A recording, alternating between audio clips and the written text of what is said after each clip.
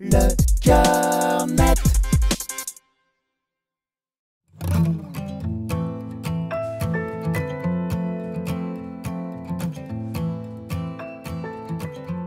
En 2013, j'ai eu une aplasie médulaire, qui est une maladie du sang très rare, qui a fait de moi une sorte de collector étrange.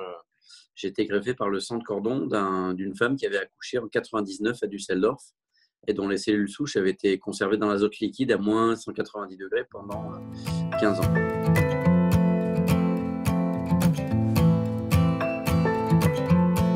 J'ai retrouvé ma donneuse de sang de cordon et je suis allé la voir. En fait, j'avais mis le code, ce qui est complètement interdit par la loi de la bioéthique française, mais j'ai pas fait exprès. En fait, c'est juste que j'ai noté le code in situ le jour de la greffe et j'ai mis dans le livre en fait. Et du coup, le livre après est sorti en Allemagne et la directrice de l'hôpital qui a trouvé le sang de cordon a trouvé le livre, a trouvé le code, l'a rentré dans sa base de données, a retrouvé la donneuse qui en fait travaillait dans son service. C'était une soignante aussi. C'était fou parce que en fait, Düsseldorf, c'était comme une espèce de cité engloutie dans mes rêves, quoi. Un truc. Il y avait mes cellules souches qui me permettaient de rester en vie. C'était un peu étrange. Je me suis posé la question longtemps, en fait, de comment est-ce qu'il fallait concrétiser ce fantasme, en fait. Des fois, il y a certains rêves, il vaut mieux les laisser en rêve, quoi.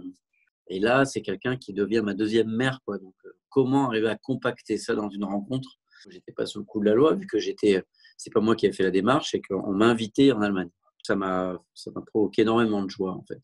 Parce que c'est la joie du lien. Parce qu'il y avait ce lien qui a été créé de manière artificielle, mais complètement vital au sens propre, comme au sens figuré. Et en fait, du coup, d'accompagner ce lien avec une rencontre, j'ai trouvé ça extraordinaire parce que, pas seulement pour moi, c'est-à-dire que il n'y avait pas que moi et la donneuse, il y avait les soignants avec. Et les soignants, il y avait les gens qui acheminent les cordons, il y avait ceux qui travaillent à la conservation des cordons. Et donc, il y avait ceux aussi qui font l'administratif, c'est-à-dire qui cherchent dans les dossiers et qui sont derrière un ordinateur et qui ne voient jamais ni les donneurs, ni les données, j'ai envie de dire. Et eux voyaient en chair et en os des gens vivants et qui étaient émus de se retrouver. Donc pour eux, c'est pas moi qui le dis, c'est eux qui me l'ont dit à la fin de la journée.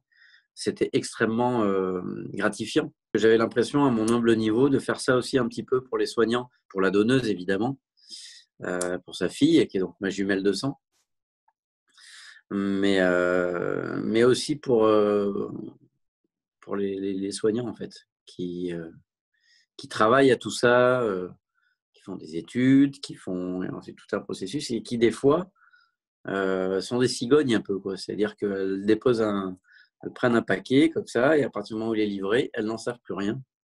Et elles recommencent d'ailleurs elles en font plein en même temps, mais donc cette concrétisation donne du sens au lien. Et le lien, je crois que c'est la base de tout, quoi. Une connexion neuronale, c'est un lien. La phagotisation, c'est toute la base de la fécondation. Tout ça est lien.